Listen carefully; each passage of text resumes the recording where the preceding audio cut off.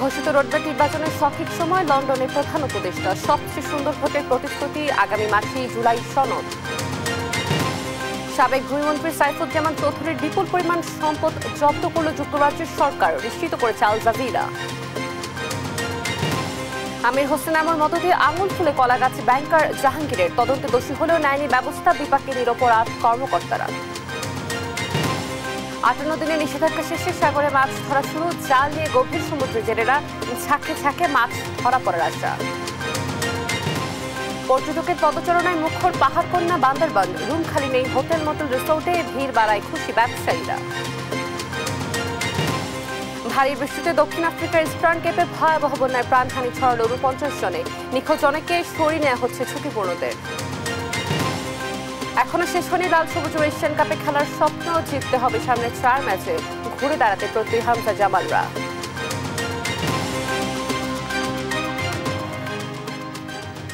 দেখছিলেন শিরোনামগুলো, সংবাদ সকালে আপনাদের সঙ্গে রয়েছি আমি অতসী সেন।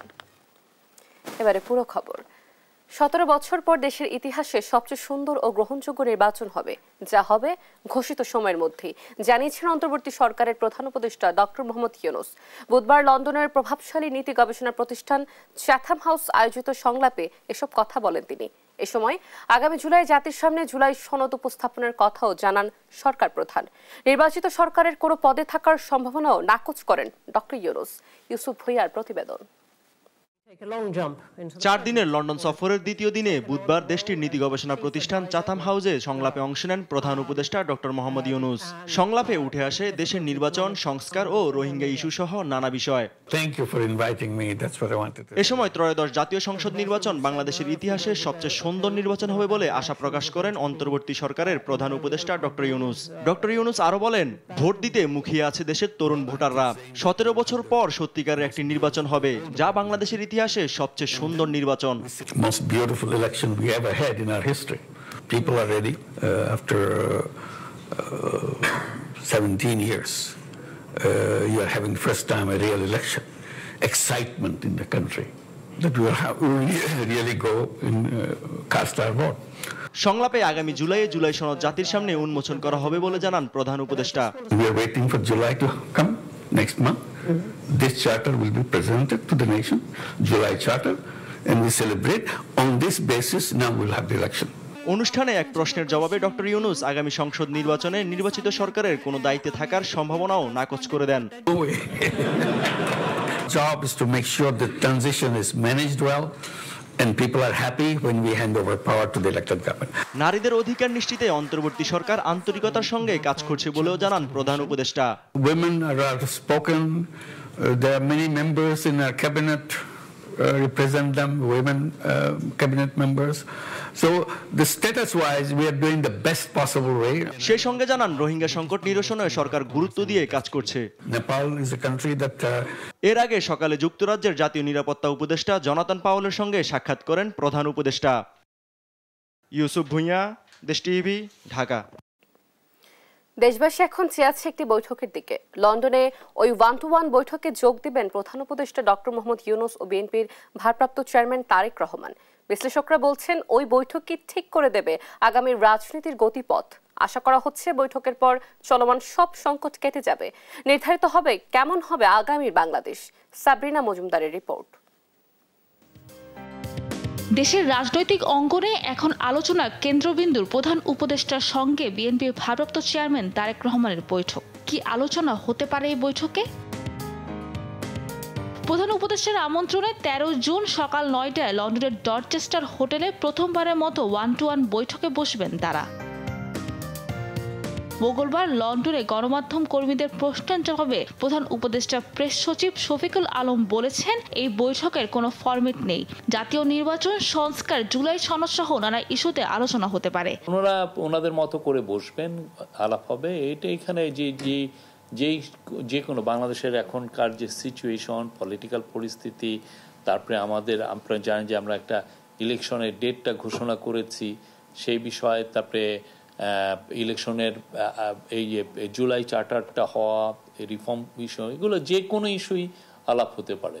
রাজনৈতিক বিশ্লেষকরা এই বৈঠকটিকে আগামী রাজনীতির গতিপথ নির্ধারণী হিসেবে দেখছেন। তাদের মতে এই বৈঠকে নির্বাচন কমিশন, অন্তর্বর্তীকালীন বা ছোট একটি তত্ত্বাবধায়ক সরকারের ভবিষ্যৎ কাঠামো, সংবিধান সংস্কার, মানবিক করিডোর, বন্দর ব্যবস্থার মতো গুরুত্বপূর্ণ বিষয় উঠে আসবে। এই বৈঠকের পর চলমান সব সংকট কেটে যাবে, নির্ধারণ হবে কেমন হবে আগামীর বাংলাদেশ। বিশ্লেষকরা বলছেন, নির্বাচন ইস্যুতে বিএনপির সঙ্গে সরকারের যে দূরত্ব সৃষ্টি হচ্ছিল তার দূর করতে এমন বৈঠক জরুরি হয়ে পড়েছিল। সেজন্য সরকারের পক্ষ থেকে ছিল বাড়তি আগ্রহ। পরে বিএনপির চেয়ারপারসন খালেদা জিয়ার ভূমিকা নেয়ার বৈঠকটি চূড়ান্ত রূপ পায় বলে জানা গেছে। এর আগে 4 দিনের রাষ্ট্রীয় সফরে 10 জুন লন্ডনে পৌঁছার প্রধান উপদেষ্টা উঠেছেন ডরচেস্টার হোটেলে। সফরে নানা কর্মসূচিতে ব্যস্ত সময় পার করছেন তিনি।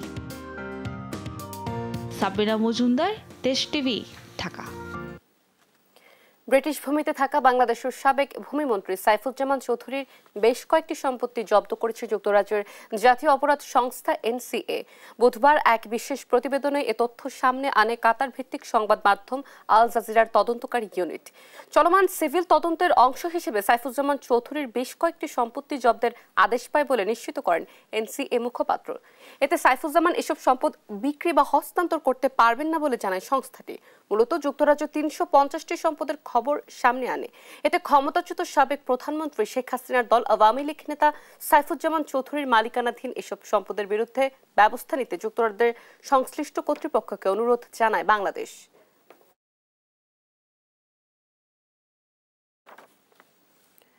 পতিত ফ্যাসিস্টের সাবেক মন্ত্রী আমির হোসেন আমো প্রভাব কাজে লাগিয়ে একের পর এক অপকর্ম করেছেন জাহাঙ্গীর আলম। বারবার তদন্ত কমিটির প্রতিবেদনে দোষী সাব্যস্ত হলেও তার বিরুদ্ধে ব্যবস্থা নেয়নি ব্যাংক কর্তৃপক্ষ। উল্টো বিপাকে আছেন নিরপরাধ কয়েকজন কর্মকর্তা, যাদের ফাঁসিয়ে নিজের সাম্রাজ্য করেছেন জাহাঙ্গীর। সালাউদ্দিন সাগরের 2 পর্বের অনুসন্ধানী প্রতিবেদনের আজ দ্বিতীয় ও শেষ পর্ব। 2 মুক্তিযোদ্ধার ভাতা আত্মসাতের ঘটনা জানাজানি হলে বেশ চাপে পড়েন জাহাঙ্গীর আলম। ওয়ালিউর রহমানের ভাগ্নে পারভেজ ও আমেনা খাতুনের ছেলে আবু সামাকে টাকার বিনিময়ে আপোষের প্রস্তাব দেন তিনি। রাজি না হলে বেনাপোলের তৎকালীন পৌর মেয়র আশরাফুল আলম লিটনের মাধ্যমে আমির হোসেন আমুর সঙ্গে যোগাযোগ করে নিজেকে রক্ষার চেষ্টা চালান জাহাঙ্গীর। ব্যাংক কর্মকর্তা জাহাঙ্গীর আলম ওইটি আমাকে একদিন ডাকছিল, ডেকে বলছিল যে এই টাকাগুলো আমরা যা তুলেছি এই টাকাগুলো ব্যাংকে জমা দিয়ে আমরা দিচ্ছি, তোমরা ব্যাংকে জমা দিয়ে দাও। যে ভাই আমি এই টাকা দিচ্ছি, যে টাকা উত্তোলন হয়েছে আমাকে দিচ্ছে, যে আমার না আমি দিচ্ছি আপনি জমা দেন আপনার নামে। বলছে আমরা বেশ কিছু ব্যাংকের কর্মকর্তা ফেসে যাচ্ছি, আমাকে চাকরি বাঁচানোর সাথে আপনি এইটুকু করেন। জাহাঙ্গীর আলমের নতুন চেক ইস্যুর বিষয়টি অনুসন্ধানে গিয়ে খোঁজ মিলে অবসরপ্রাপ্ত ব্যাংক কর্মকর্তা রবিউল ইসলামের, যার হাত দিয়ে আমিনা খাতুনকে আত্মীয় পরিচয় দিয়ে নতুন চেক বই নিয়েছিলেন জাহাঙ্গীর। কিন্তু রবিউল ক্যামেরায় কথা বলতে রাজি না হওয়ায় গোপনে ধারণ করা হয় তার বক্তব্য।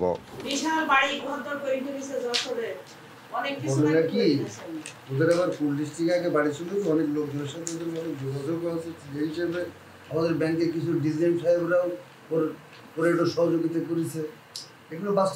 2013 সাল থেকে 2018 সাল পর্যন্ত অর্থ আত্মসাৎ হলেও কোনো ব্যবস্থা নেওয়া যায়নি জাহাঙ্গীরের বিরুদ্ধে। 2020 ও 21 সালের সব তদন্ত প্রতিবেদন তার বিপক্ষে গেলে 2022 সালে আমির হোসেন আমুর প্রভাব কাজে লাগান জাহাঙ্গীর। আমুর ডিও লেটারের মাধ্যমে নিজের বরখাস্তের আদেশ প্রত্যাহার করে শপথে বহাল ও অর্থ কেলেঙ্কারির পুনরায় তদন্ত করান তিনি। ওই প্রতিবেদনও দোষী সাব্যস্ত হলে বিচারে বিলম্বিত করতে আমুর ভাগ্নি জামাই সোনালী ব্যাংকের তৎকালীন ব্যবস্থাপনা পরিচালক ও প্রধান নির্বাহী আফজাল করিমের দেশে প্রায় 20 জন নিরপরাধ ব্যাংক কর্মকর্তাকে ফাঁসানো হয়। তাদের কেউ শোকজ, কেউ সাময়িক বরখাস্ত, কেউ বা পদোন্নতি বঞ্চিত হয়ে আছেন। এদিকে অভিযুক্ত জাহাঙ্গীর আলম 2011 সাল থেকে চাকরিতে প্রবেশ করে 5-6 বছরের মধ্যে যশোর স্টেডিয়াম পাড়ায় জমি কিনে গড়ে তোলেন অট্টালিকা। নিজেকে নির্দোষ দাবি করলেও ক্যামেরায় কথা বলতে রাজি হননি তিনি। এখানে আমার কোনো বক্তব্য নাই আর, বুঝতে পারছেন? কারণ আমি সেখানে কর্মরতই না, আমি কি বক্তব্য দেবো আপনারা বলেন? আর ওখানে কর্মরত ছিল তারা বলতে পারেন যে কি ঘটনা ঘটেছে। সংশ্লিষ্ট শাখায় কর্মরত ছিলেন না দাবি করা জাহাঙ্গীর আলমের অফিস রেকর্ড বলছে 2012 সালের 24 জুন থেকে 2014 সালের 20 মে পর্যন্ত সোনালী ব্যাংক ঝিকরগাছা শাখায় ক্যাশ অফিসার ছিলেন তিনি। এরপর যশোর কর্পোরেট শাখায় পোস্টিং হলেও অডিট রিপোর্ট বলছে নানা অজুহাতে ঝিকরগাছা শাখায় নিয়মিত যাতায়াত ছিল জাহাঙ্গীরের। বিষয়টি নিয়ে বিব্রত সোনালী ব্যাংক যশোর অঞ্চলের জেনারেল ম্যানেজার। তবে বিচারাধীন বিষয়ে মন্তব্য করতে রাজি নন তিনি। যেহেতু এটা হেড অফিস পর্যায়ে তদন্ত এবং বিচারাধীন অবস্থায় আছে, এই জিনিসটা নিয়ে বক্তব্য করাটা আমার জন্য সমীচীন হবে না। আওয়ামী লীগের আশীর্বাদে ফুলে ফেঁপে ওঠা জাহাঙ্গীর ভোল পাল্টেছেন। 5 আগস্টের পর নিজেকে বিএনপি সমর্থক দাবি করে সাম্রাজ্য রক্ষার চেষ্টা চালিয়ে যাচ্ছেন তিনি, কিন্তু তার বিরুদ্ধে এখনো কোনো ব্যবস্থা নেয়নি সোনালী ব্যাংক কর্তৃপক্ষ। নিউজ ডেস্ক, দেশ টিভি। টানা 58 দিনের নিষেধাজ্ঞা শেষে সাগরে মাছ ধরা শুরু হয়েছে। নিষেধাজ্ঞা শেষ হয় গত রাত থেকে গভীর সমুদ্রে মাছ ধরছেন জেলেরা। ইলিশ সহ দেশের মৎস্য সম্পদের সুষ্ঠু প্রজনন, উৎপাদন, সামুদ্রিক মৎস্য সম্পদ সংরক্ষণে টেকসই মৎস্য আহরণের জন্য সাগরে মাছ ধরায় 58 দিনের নিষেধাজ্ঞা দেয় সরকার। অবরোধ শতভাগ সফল হওয়ায় সাগরে বেড়েছে মাছের প্রজনন। এতে সমুদ্রগামী জেলেদের মধ্যে উৎসব বিরাজ করছে। ইলিশ সংরক্ষণের জন্য বরফ উৎপাদন সচল রাখতে বিদ্যুৎ সরবরাহ নিরবিচ্ছিন্ন রাখার দাবি মৎস্য ব্যবসায়ীদের।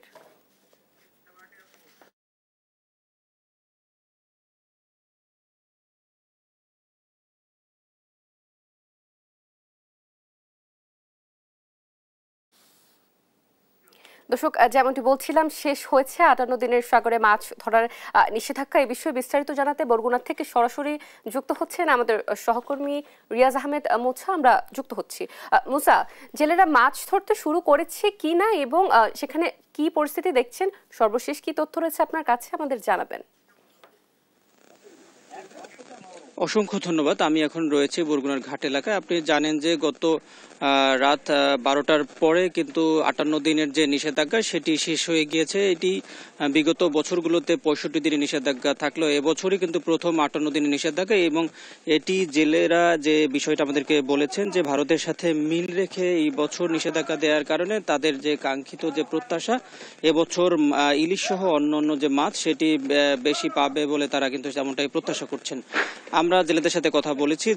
জেলেরা আমাদেরকে জানিয়েছেন যে আসলে এখন 2-1 দিনের মধ্যে কেউ কেউ যাবেন, এবং যারা গভীর সমুদ্রে মাছ শিকার করবেন তারা ইতিমধ্যে চলে গিয়েছেন। কারণ হচ্ছে যে এখান থেকে গভীর সমুদ্রে মাছ শিকার করতে যেতে প্রায় 2 থেকে 3 দিন প্রয়োজন হয়, এবং তারপর তারা কিন্তু আসতেও কিন্তু 3 থেকে 4 দিন লেগে যায়। কিন্তু গভীর সমুদ্রের কাছাকাছি যারা মাছ শিকার করবেন তারা কিন্তু আজ সারাদিন যাবেন এবং আগামীকালকেও যাবেন, এবং কেউ কেউ 2-3 দিন পরেও যাবেন। জেলেরা যে অভিযোগটি করেছেন যে তাদের যে চাল, সেই চাল কিন্তু ঠিকভাবে না দেওয়ার ফলে কিন্তু তারা অনেকটাই মানবতার জীবনযাপন করেছেন, এবং 58 দিন কিন্তু তারা বসেছিল এবং বসে থাকার কারণে অনেকটাই ঋণগ্রস্ত হয়ে পড়েছে। এবং এবছর কাঙ্ক্ষিত মাছ পেলে কিন্তু তাদের ঋণের যে অবস্থা সেটি কিন্তু কাটিয়ে উঠতে পারবেন বলে আমাদেরকে জানিয়েছেন। এছাড়াও এই বরগুনার উপকূলে প্রায় 27,000 জেলে নিবন্ধিত যারা গভীর সমুদ্রে মাছ শিকার করেন, তারা কেউ কেউ এখন চলে গিয়েছে এবং অনেকেই কিন্তু এখনো যায়নি, যারা 2-1 দিনের মধ্যে সাগরে যাবেন এবং মাছ শিকার করবেন। এছাড়া বরগুনার যে অন্যান্য উপকূলের যে জেলেরা রয়েছেন তারাও কিন্তু যাওয়া শুরু করেছেন। তারা প্রত্যাশা করছেন যে তারা এবছর কাঙ্ক্ষিত মাছ পাবেন এবং বিগত দিনের যে লোকসান সেটি কিন্তু তারা পুষিয়ে উঠতে পারবেন বলে আমাদেরকে জানিয়েছেন। এই ছিল বরগুনা থেকে আমার কাছে সর্বশেষ। মুসা, ধন্যবাদ আপনাকে। দর্শক, আমরা 58 দিনের নিষেধাজ্ঞা শেষে জেলেরা সাগরে মাছ ধরতে পারছেন এই নিয়ে আমরা জানছিলাম। বরগুনা থেকে সরাসরি যুক্ত ছিলেন আমাদের সহকর্মী। পতিত ফ্যাসিস্টের সাবেক মন্ত্রী আমির হোসেন আমু প্রভাব কাজে লাগিয়ে একের পর এক অপকর্ম করেছেন জাহাঙ্গীর আলম। বারবার তদন্ত কমিটির প্রতিবেদনে দোষী সাব্যস্ত হলেও তার বিরুদ্ধে ব্যবস্থা নেয়নি ব্যাংক কর্তৃপক্ষ।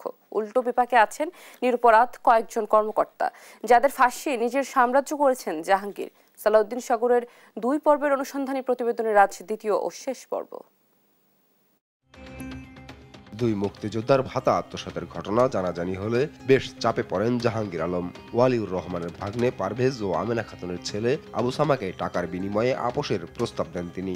রাজি না হলে বেনাপোলের তৎকালীন পৌর মেয়র আশরাফুল আলম লিটনের মাধ্যমে আমির হোসেন আমুর সঙ্গে যোগাযোগ করে নিজেকে রক্ষার চেষ্টা চালান জাহাঙ্গীর। ব্যাংক কর্মকর্তা জাহাঙ্গীর আলম ওইটি আমাকে একদিন ডাকছিল, ডেকে বলছিল যে এই টাকাগুলো আমরা যা তুলেছি এই টাকাগুলো ব্যাংকে জমা দিয়ে আমরা দিচ্ছি, তোমরা ব্যাংকে জমা দিয়ে দাও।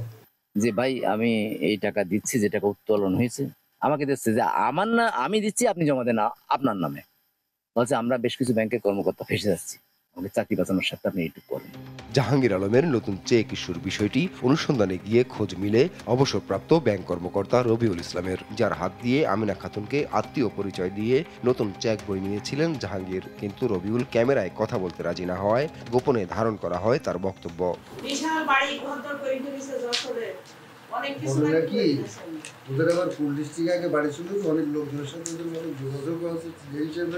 আমাদের ব্যাংকের কিছু ডিসিএম সাহেবরাও ওর একটু সহযোগিতা করেছে। 2013 সাল থেকে 2018 সাল পর্যন্ত অর্থ আত্মসাৎ হলেও কোনো ব্যবস্থা নেওয়া যায়নি জাহাঙ্গীরের বিরুদ্ধে। 2020 ও 21 সালের সব তদন্ত প্রতিবেদন তার বিপক্ষে গেলে 2022 সালে আমির হোসেন আমুর প্রভাব কাজে লাগান জাহাঙ্গীর। আমুর ডিও লেটারের মাধ্যমে নিজের বরখাস্তের আদেশ প্রত্যাহার করে শপথে বহাল ও অর্থ কেলেঙ্কারির পুনরায় তদন্ত করান তিনি। ওই প্রতিবেদনও দোষী সাব্যস্ত হলে বিচারে বিলম্বিত করতে আমুর ভাগ্নি জামাই সোনালী ব্যাংকের তৎকালীন ব্যবস্থাপনা পরিচালক ও প্রধান নির্বাহী আফজাল করিমের নির্দেশে প্রায় 20 জন নিরপরাধ ব্যাংক কর্মকর্তাকে ফাঁসানো হয়। তাদের কেউ শোকজ, কেউ সাময়িক বরখাস্ত, কেউ বা পদোন্নতি বঞ্চিত হয়ে আছেন। এদিকে অভিযুক্ত জাহাঙ্গীর আলম 2011 সাল থেকে চাকরিতে প্রবেশ করে 5-6 বছরের মধ্যে যশোর স্টেডিয়াম পাড়ায় জমি কিনে গড়ে তোলেন অট্টালিকা। নিজেকে নির্দোষ দাবি করলেও ক্যামেরায় কথা বলতে রাজি হননি তিনি। এখানে আমার কোনো বক্তব্য নাই আর কি, বুঝতে পারছেন? কারণ আমি সেখানে কর্মরতই না, আমি কি বক্তব্য দেবো আপনারা বলেন? আর ওখানে কর্মরত ছিল, তারা বলতে পারেন যে কি ঘটনা ঘটেছে। সংশ্লিষ্ট শাখায় কর্মরত ছিলেন না দাবি করা জাহাঙ্গীর আলমের অফিস রেকর্ড বলছে 2012 সালের 24 জুন থেকে 2014 সালের 20 মে পর্যন্ত সোনালী ব্যাংক ঝিকরগাছা শাখায় ক্যাশ অফিসার ছিলেন তিনি। এরপর যশোর কর্পোরেট শাখায় পোস্টিং হলেও অডিট রিপোর্ট বলছে নানা অজুহাতে ঝিকরগাছা শাখায় নিয়মিত যাতায়াত ছিল জাহাঙ্গীরের। বিষয়টি নিয়ে বিব্রত সোনালী ব্যাংক যশোর অঞ্চলের জেনারেল ম্যানেজার, তবে বিচারাধীন বিষয়ে মন্তব্য করতে রাজি নন তিনি। যেহেতু এটা হেড অফিস পর্যায়ে তদন্ত এবং বিচারাধীন অবস্থায় আছে, এই জিনিসটা নিয়ে বক্তব্য করাটা আমার জন্য সমীচীন হবে না। আওয়ামী লীগের আশীর্বাদে ফুলে ফেঁপে ওঠা জাহাঙ্গীর ভোল পাল্টেছেন। 5 আগস্টের পর নিজেকে বিএনপি সমর্থক দাবি করে সাম্রাজ্য রক্ষার চেষ্টা চালিয়ে যাচ্ছেন তিনি, কিন্তু তার বিরুদ্ধে এখনো কোনো ব্যবস্থা নেয়নি সোনালী ব্যাংক কর্তৃপক্ষ। নিউজ ডেস্ক, দেশ টিভি। দীর্ঘদিন ধরে ঋণ প্রাপ্তি সহজ করার দাবি তুলে আসছে রাজশাহীর ক্ষুদ্র ও মাঝারি উদ্যোক্তারা। প্রস্তাবিত নতুন বাজেটে সেই এসএমই খাতের সংস্কারের কোনো সুনির্দিষ্ট নির্দেশনা নেই। কৃষি পণ্য প্রক্রিয়াজাতকরণ ও পরিবহনে বিশেষ বরাদ্দ না থাকা নিয়েও আছে অসন্তুষ্টি। অর্থনীতি বিশ্লেষকদের মতে সামাজিক সুরক্ষা জালে বরাদ্দ বৃদ্ধি ও আয় বেঁধে কর প্রস্তাব আঞ্চলিক বৈষম্য কিছুটা কমাতে পারে। তবে কৃষি প্রধান রাজশাহী অঞ্চলে টেকসই সেচ ব্যবস্থাপনা নিশ্চিত করতে জলবায়ু খাত থেকে বাড়তি বরাদ্দের প্রত্যাশা তাদের। কাজী শাহেদের প্রতিবেদন। কৃষি নির্ভর রাজশাহী অঞ্চলে অর্থনৈতিক সম্ভাবনা তৈরি করেছেন এখানকার ক্ষুদ্র ও মাঝারি উদ্যোক্তারা। দীর্ঘ সময় ধরে তারা ঋণ প্রাপ্তি সহজ করার দাবি জানিয়ে আসছেন। তবে এবারের প্রস্তাবিত বাজেটেও কুটির, মাইক্রো, ক্ষুদ্র ও মাঝারি বা সিএমএসএমই খাতে কোনো সংস্কার প্রস্তাব না থাকায় খানিকটা হতাশ এই অঞ্চলের প্রান্তিক উদ্যোক্তারা। প্রধান উপদেষ্টা তরুণদেরকে বলে যে আপনার চাকরির পিছনে না ধরে উদ্যোক্তা তৈরি হতে। উদ্যোক্তা কিভাবে তৈরি হবে? তরুণদের জন্য তারা তো কোনো বাজেটই রাখেনি। সরকারিভাবে তাদেরকে যদি কোনো আর্থিক যে সাপোর্টটা সেটা যদি তারা পেত, তাহলে এটা দেশের জন্য অনেক উপকার এবং তরুণরা আগালেই বাংলাদেশে গবে। যখনই বাজেট হবে, বাজেটের একটা অংশ তরুণ উদ্যোক্তাদের জন্য থাকা দরকার আছে। তাদের মতে নিত্যপণ্যের মূল্য নিয়ন্ত্রণে রাখতে এই অঞ্চলে উৎপাদিত পণ্য পরিবহনে বিশেষ বরাদ্দ দেওয়া প্রয়োজন, যা এই বাজেটে অনুপস্থিত। যেগুলো মানুষের নিত্য প্রয়োজনীয় জিনিস, এইগুলো জিনিসগুলোতে সরকারের সুনজর প্রয়োজন বলে আমি মনে করছি। সরকার যেটা নির্ধারণ করতেছে বা পাশ করতেছে, এটা সহনীয় প্রয়োজন নয়, এটা অস্বাভাবিক। বিশ্লেষকদের মতে কৃষিভিত্তিক শিল্পের পাশাপাশি শিক্ষা ও তথ্য প্রযুক্তি নির্ভর শিল্পের বিকাশের মাধ্যমে পিছিয়ে পড়া রাজশাহী অঞ্চলকে অর্থনৈতিকভাবে এগিয়ে নেওয়া সম্ভব। তবে এই বাজেটে সেরকম কোনো সুযোগ রাখা হয়নি। এখানে আমাদের আইটি একটা সেন্টার ছিল, সেখানে একটা বিনিয়োগ করে এটাকে আরও বেশি কার্যকর করা যেত আর কি, একটা উদ্যোগ নেওয়া যেত, সেই বিষয়টি আসেনি। শিল্পের স্থায়ীকরণের দিকে নজর দিয়ে সরকার যদি বাজেটটা প্রণয়ন করতো, তাহলে আমাদের এই এলাকার অর্থনীতির একদিকে যেমন উন্নয়ন ঘটতো, অন্যদিকে নতুন নতুন উদ্যোক্তা সৃষ্টি হতো। এই অঞ্চলের ভবিষ্যৎ রক্ষায় সেচ কাজে ভূপরিস্থ পানির ব্যবহারের ক্ষেত্রে বিশেষ বরাদ্দও নেই বাজেটে। সে কারণে জলবায়ু খাত থেকে রাজশাহীর বরেন্দ্র অঞ্চলের জন্য বাড়তি বরাদ্দ চান বিশ্লেষকরা। পদ্মা নদীকে এটাকে চ্যানেল করে এখানে পানির নাব্যতা বৃদ্ধি করে সারা বছর যেন পানি পদ এবং সেই পানিটা চ্যানেল করে আমরা যদি আমাদের কৃষি জমিতে কাজে লাগাতে পারি, এটা পরিবেশের জন্য ভালো। পানির স্তরটা নিচে নেমে যাওয়ার কারণে আমাদের বারিন্দা এলাকার অনেক জমিতে বড় চাষ করা সম্ভব হয় নাই। ওই এলাকায় কি করে কৃষিকাজ আবার ফিরিয়ে আনা যায় সেই জন্য স্পেশাল বরাদ্দ অবশ্যই একটা গুরুত্বপূর্ণ দাবি হতে পারে। বিশ্লেষকরা বলছেন প্রস্তাবিত বাজেটে সামাজিক সুরক্ষা জালে বরাদ্দ বৃদ্ধি ও আয়ভেদে কর প্রস্তাব আঞ্চলিক বৈষম্য কিছুটা কমাতে পারে। তবে চলমান পরিস্থিতিতে বাজেট বাস্তবায়ন কতটা সম্ভব হবে তা নিয়েও প্রশ্ন আছে তাদের। কাজী শাহেদ, দেশ টিভি, রাজশাহী। পর্যটকের ঢল নেমেছে বান্দরবানে। হোটেল, মোটেল, রিসোর্টগুলোতে কোথাও খালি নেই রুম। সবচেয়ে বেশি পর্যটকের চাপ বগা লেক, দেবতাখুম, নীলগিরি, নীলাচল, চিম্বুক, তিন্দু এবং আলীর গুহা স্পটে। পর্যটকের ভিড় বাড়ায় খুশি জেলার পর্যটন ব্যবসায়ীরা। সহকর্মী আবুল বাশার নয়নের তথ্য ছবিতে জানাচ্ছেন সালমা জাহান। অবকাশ কিংবা ঈদের ছুটিতে সবসময় পাহাড় প্রেমীদের পছন্দের শীর্ষে থাকে বান্দরবান। মঙ্গলবার থেকে পর্যটকের সমাগম বেড়েছে জেলার থানচি, রুমা, রোয়াংছড়ি, নায়খংছড়ি, আলীকদমে। কেউ পরিবার পরিজন, আবার কেউ বা বন্ধু বান্ধব নিয়ে এসেছেন ঘুরতে। দূর দূরান্তের পর্যটকের পাশাপাশি পাহাড়ি প্রকৃতির সৌন্দর্য উপভোগে এসেছেন আশপাশের এলাকার মানুষও। আর্মিদের যথেষ্ট কোঅপারেটিভ, সাথে পুলিশও চেকপোস্টও ভালো, ওদের প্রসিডিউর ওরা যথেষ্ট ফলো করছে। প্রত্যেক যাত্রীকে জিজ্ঞেস করছে এবং রেজিস্টার করছে কোথায় যাচ্ছে না যাচ্ছে। ধীরে ধীরে প্রতিটি স্পটে নিষেধাজ্ঞা উঠে যাওয়ায় প্রায় সবখানে মানুষের উপচে পড়া ভিড় দেখা গেছে। শহরের 75টি হোটেল, রিসোর্ট সহ রেস্টুরেন্ট এবং পর্যটন সংশ্লিষ্ট খাতে প্রতিদিনই আয় হচ্ছে অন্তত কোটি টাকা।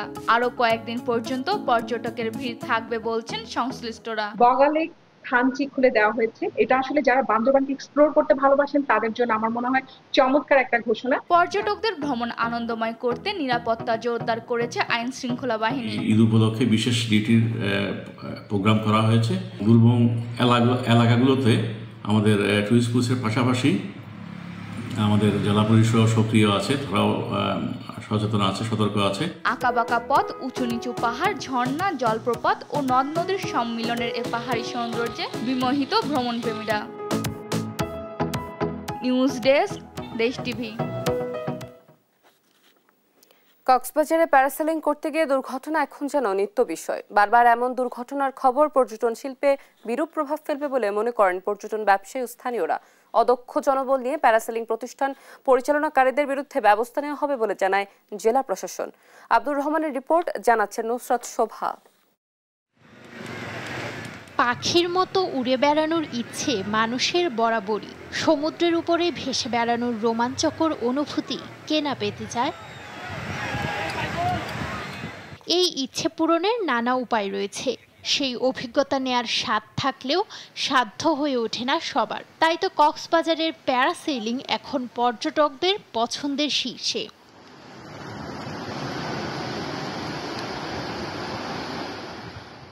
তবে কতটুকু নিরাপদ এই বিনোদন মাধ্যম? সম্প্রতি বেশ কয়েকটি দুর্ঘটনায় প্যারাসেলিং হয়ে উঠেছে এক আতঙ্কের নাম। জেলা প্রশাসনের তথ্য বলছে গেল 8 মাসে প্যারাসেলিং করতে গিয়ে 4টি দুর্ঘটনা ঘটে। সবশেষ গেল 20 মে প্যারাসেলিং থেকে ছিটকে পড়ে এক পর্যটক দম্পতি আহত হন। সেই ভিডিও সামাজিক যোগাযোগ মাধ্যমে বেশ ভাইরাল হয়। কক্সবাজারে প্যারাসেলিং করার অনুমতি রয়েছে 5টি প্রতিষ্ঠানের। তবে অনুমতিহীন প্রতিষ্ঠান থেকেই প্রায়ই আসছে দুর্ঘটনার খবর। বারবার এমন দুর্ঘটনার খবরে পর্যটন শিল্পে বিরূপ প্রভাব পড়বে বলে মনে করেন পর্যটন ব্যবসায়ী ও স্থানীয়রা। এখানে যদি কোনো দুর্ঘটনা ঘটে তাহলে এটি আবার পর্যটকদের মধ্যে নেতিবাচক প্রভাব ফেলবে, পর্যটন কমে যাওয়ার সম্ভাবনাও রয়েছে। আমরাও চাই আসলে প্যারাসেলিংটা থাকুক কক্সবাজারে, তবে দক্ষ চালক দ্বারা এটা পরিচালিত হোক এবং যাদের অভিজ্ঞতা সম্পন্ন এই বিষয় নিয়ে তাদেরকে কাজে লাগানো। অদক্ষ জনবল নিয়ে প্যারাসেলিং প্রতিষ্ঠান পরিচালনাকারীদের বিরুদ্ধে ব্যবস্থা নেওয়ার কথা জানিয়েছে জেলা প্রশাসন। প্যারাসেলিং এর রিস্ক একটা রিস্কি অ্যাডভেঞ্চার। যারা এটি অপারেট করবেন তাদের পর্যাপ্ত দক্ষতা এবং পর্যাপ্ত যে স্ট্যান্ডার্ড এটা অনুসরণ করা, ইকুইপমেন্টের স্ট্যান্ডার্ড অনুসরণ করাটা বাধ্যতা।